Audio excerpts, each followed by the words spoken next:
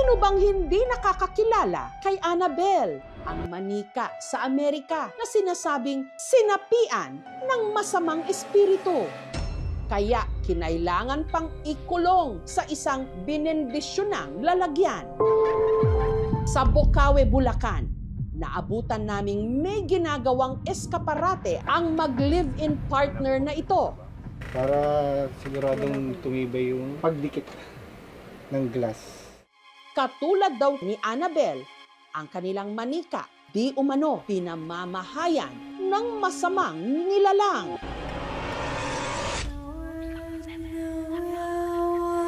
Twinkle, twinkle, little star, how I wonder what you are. Up above, like a diamond in the sky. Twinkle, little star.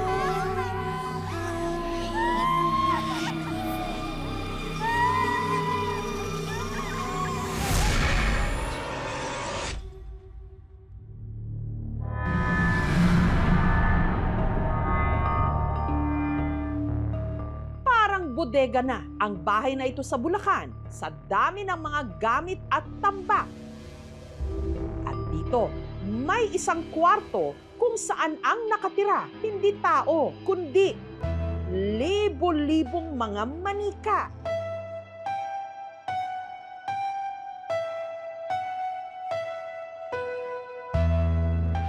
Koleksyon ito ng OFW sa Japan na si Dina. Nag-start po ako year 2012 kasi nagkaroon po ako ng Japan surplus dati sa Davao City. Nakakuha ako ng maraming dolls, may mga porcelain doll, tapos eto mga biscuit dolls. Etong doll na to yung nakangiti, year 1880 pa po siya. Spoiled nga raw ni Dina ang kanyang mga manika. Para hindi po sila mag-moist or mag-molds. Tinuturing ko po yung mga doll ko na parang tao din, sinusuklayan, binibihisan. Nilalagyan ko po sila ng hair serum para mag-maintain po yung curl nila at shine. I believe na lahat ng dolls has a soul. Pinaprotektahan po ako ng some of the dolls in here. Dahil parami na rin ang parami ang kanyang koleksyon, taong 2019, nagsimula ng mag-buy and sell ng manika si Dina. Tuwing nabenta ko po sila, parang nalulungkot po ako. Nagwi-wish ako na sana maibalik sa akin. Isa sa kanyang mga naging customer, si Macy. Nagustuhan ko po doon kasi kakaiba po yung itsura niya, tapos yung damit niya po, kulay orange po yung buhok niya.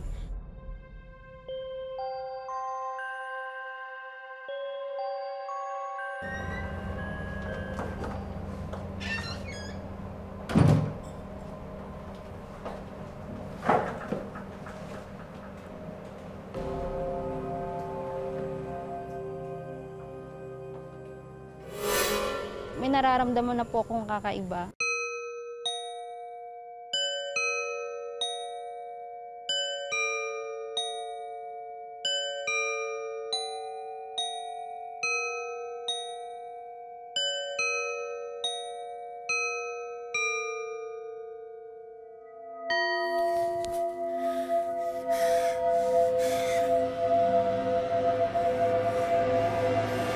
Gusto ko pong dumilat, pero hindi ko po mamulat po talaga yung mata ko.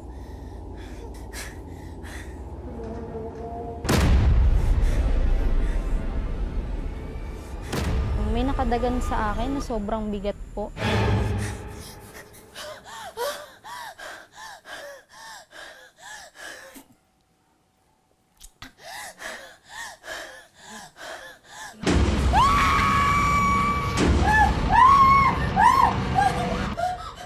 Sobrang trauma po talaga yung nangyari sa akin. Tapos sabi ng mama ko, kung po pwede daw po, itapon na lang daw po yung manika. Pero naawa naman po kasi ako sa manika.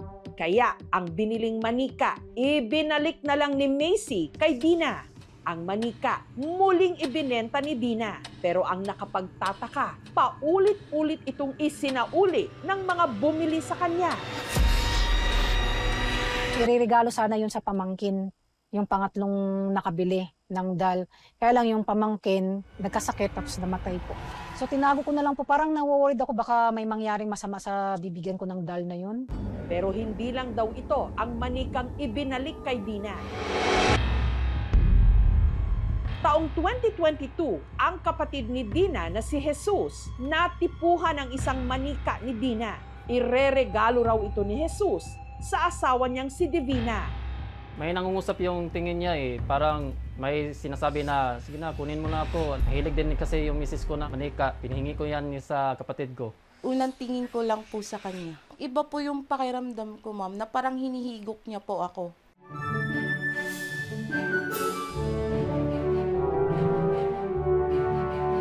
Dahil hindi sila nabiyayaan ng anak, sa manika raw ibinuhos ni na Divina at Jesus ang kanilang pagmamahal. Ang kanilang baby doll na kulot ang buhok at nasa 2 talampakan ng laki, pinangalanan nilang Baby Sapphire. Parang pili ko po na may baby ako. Pero hindi nagtagal ang kanilang kasiyahan na palitan ng kilabot. Tulog na tulog po kaming mag-asawa.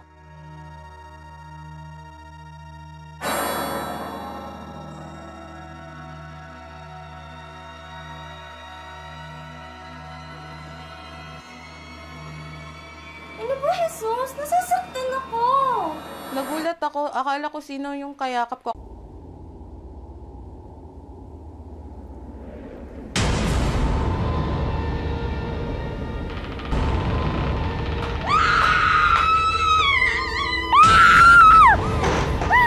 Sinipa ko po siya, napunta po siya sa may pintuan. Simula po nung nangyari na yun, hindi na po ako natulog. Binalik na namin po yun kay Dina. Sa kabila nito, hindi na raw nagulat si Dina, lalo't maging siya raw mismo. May mga makapanindig balahibong karanasan sa kanyang koleksyon. Lumaki po ako na may mga manika po talaga kasi yung magulang ko po nasa abroad. Yun po yung laging pinapasalubong sa akin na laruan. Parang hindi po ako mabubuhay nang wala akong dal. Ang pinakapaborito raw ni Dina sa kanyang mga manika, si Jennifer. Galing po siya sa papa ko. Siya yung pinaka-first kong walking doll na nagkaroon po ako. Di battery po si Jennifer. Oo, apo. Matulog ka na muna. Para makapagpahinga naman ako. Mamaya, gising mo, magmamerienda tayo, ha? Sige po, Lola. Sige.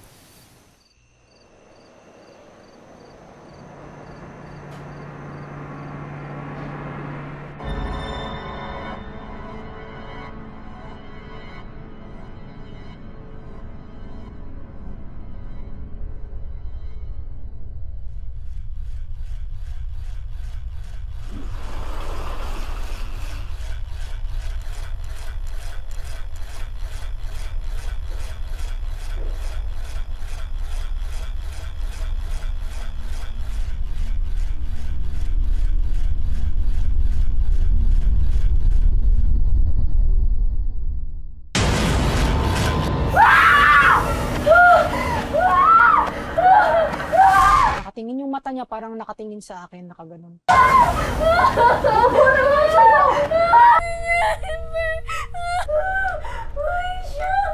Kinuha niya yung doll, binuksan niya yung likod, so nagulat yung lola ko, wala siyang battery. Kaya doon na nag-start yung lola ko na naniwala siya na may maligno daw or baka may sanib yung doll. Tinago na lang po siya. Hanggang lumaki na nga ang kanyang koleksyon.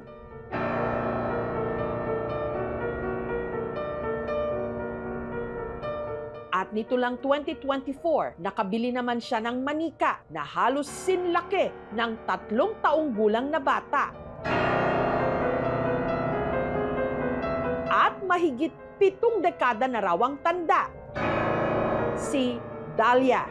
Pinapalakad po to dati ng mga kabataan, 1950s, ganito po siya. Ayan po, lalakad po yan. Nung pinasok ko po siya doon sa kwarto namin kung saan kami natutulog, kasi doon siya naka-display dati. Lagi po akong nagkakaroon ng nightmare.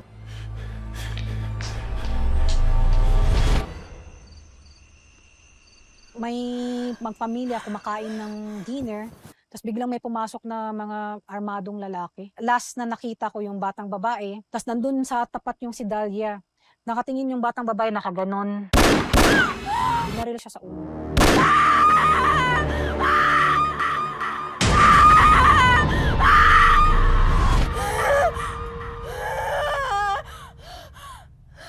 Parang pinapahiwatig niya na ito yung nangyari sa amin dati. Pero hindi po ako natatakot kasi nagagandahan po ako sa kanila kahit na may kababalaghan po sila. Dahil rin sa pagbabuy and sell ng mga manika, nakilala ni Dina ang kanyang kinakasamang si Roland, na isa ring toy collector at picker.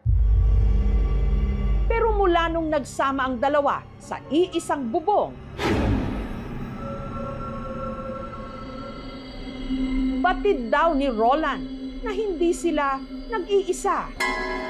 Nag-aayos ako ng toys. May biglang parang may babagsak na lang.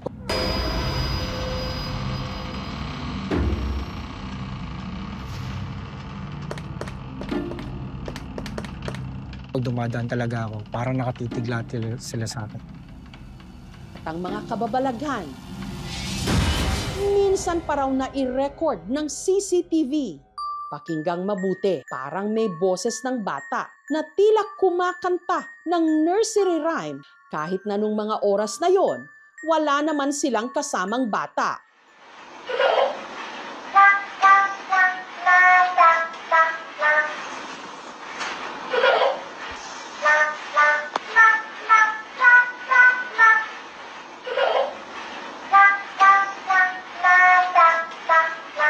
Kung may battery operated man ako na doll, mga nakalagay po sila sa storage box dito sa labas.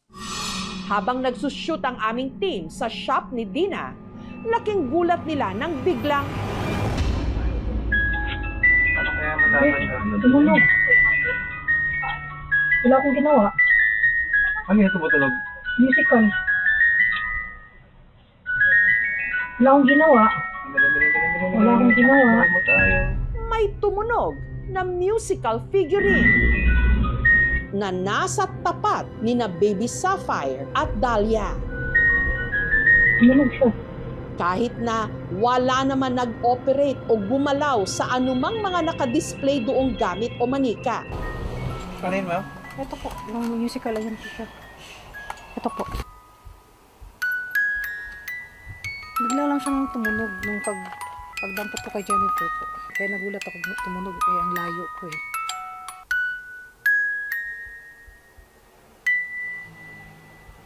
Hindi po yan aandar kung hindi niyo po sususiin. Kapansin ka, Jennifer. Kahit na walang intervention ng tao, maaari itong tumunog ng randomly. Maaaring ito ay dahilan ng kanyang physical malfunctioning or yung mga vibration sa paligid nito. Pero kung meron man daw pinakasutil sa koleksyon ni Dina, walang iba kundi ang manikang ito. Tinawag niyang no name.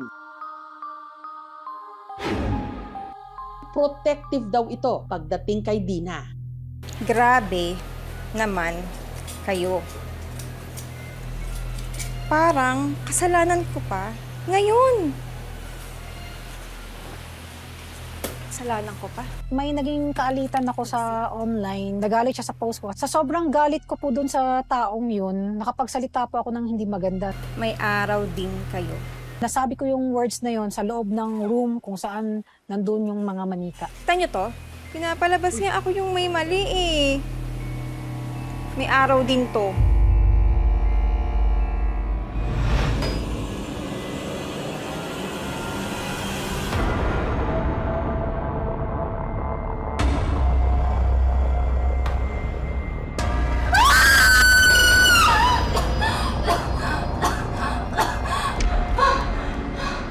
Sinasakal daw siya ng doll. Tapos tinanong ko siya, which doll? Kasi napakarami ko pong doll. Ayun, pinicturean ko before at sinend ko sa kanya. At binilugan niya yung doll. Naniniwala po ako na pinagganti ako ng Manila.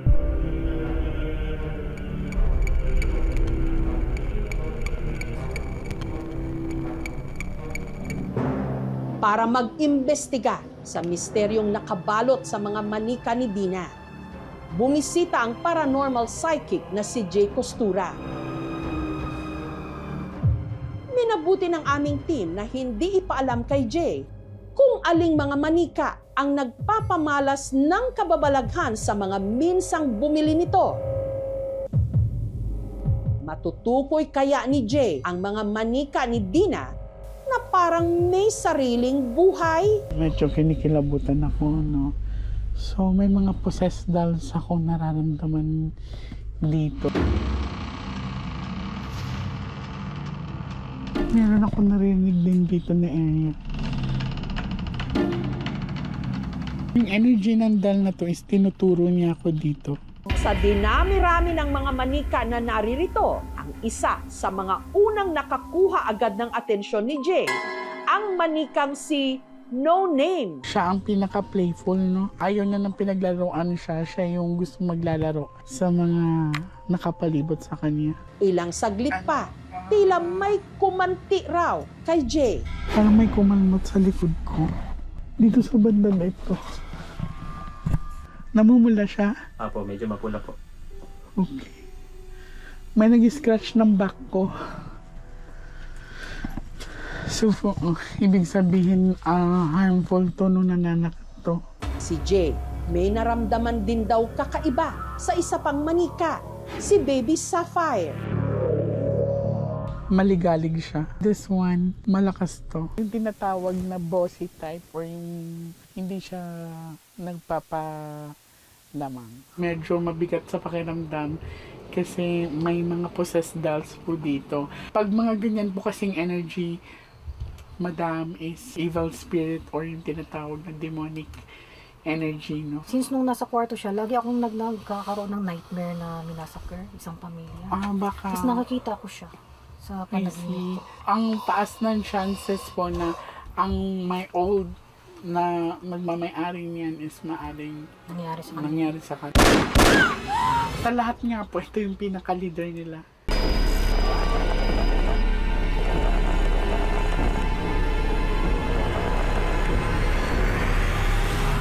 Ito, as much as possible po kasi kailangan na siya ma-sealed na wala nang ibang hahawak dito kasi maaari po siya mag-create nga ng fear or curse. Sa kanya talaga ate, no, sa nafe-feel ko sa kanya, entity na siya. It's evil na siya talaga siya. It's, maano yun siya, bad spirit na yun siya. Siya ang most of the energy na nagko-command. Siya yung alpha. Ang mga manika, ginawa para maging salamin ng tao. Maganda, tahimik, perpekto.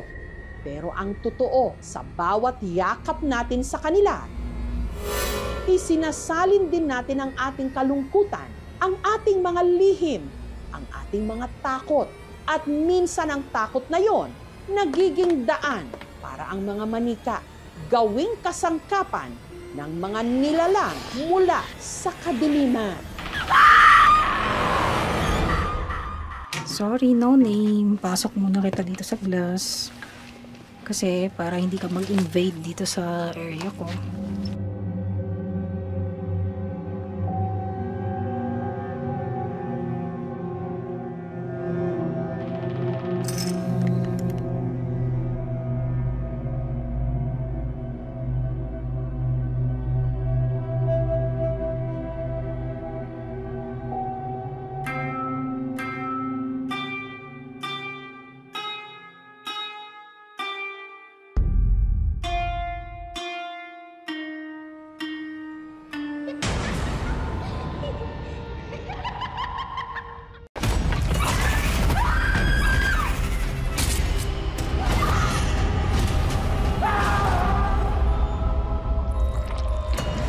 Palangga ko ikaw, Apo.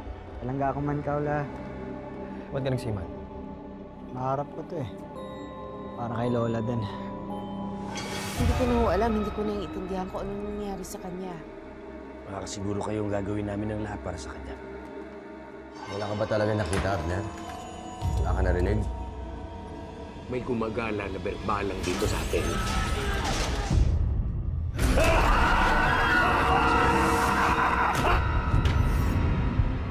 Ang mga nangangambang puso't isip, ginagamit yan ng demonyo para kumapit sa kaluluwa ng tao. Alam mo kung sino yung dapat mong ipagdasal na hindi mo makita? Si Pochong. Kumakain ng patay, may mata ng pusa, may pakpak ng panguki, lumalakas kapag kabilugan ng buwan. Mag-iingat ka sa mga susunod mo sasabihin. You know about the Pochong? Please refrain from talking about Pochong. Do not attract its attention. Father Rex, yan po bang pinakamatinding sanib na naharap ninyo? Hindi ako titigil hanggang hindi ako nakapalingin. Hindi tayo mapapatay. Nakampi natin ang Diyos. Huwag sumapakita sa akin! Ha? Masusunod ang kaluluwa mo, Silvia mo! Mapatawad ang Diyos sa lahat ng lumalapit sa Kanya!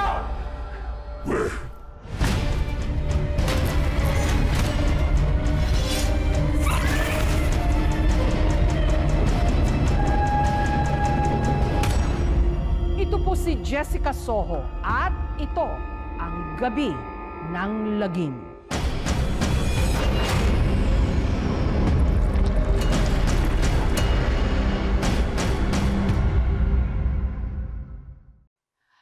Thank you for watching, mga kapuso. Kung nagustuhan niyo po ang videong ito, subscribe na sa GMA Public Affairs YouTube channel. And don't forget to hit the bell button for our latest updates.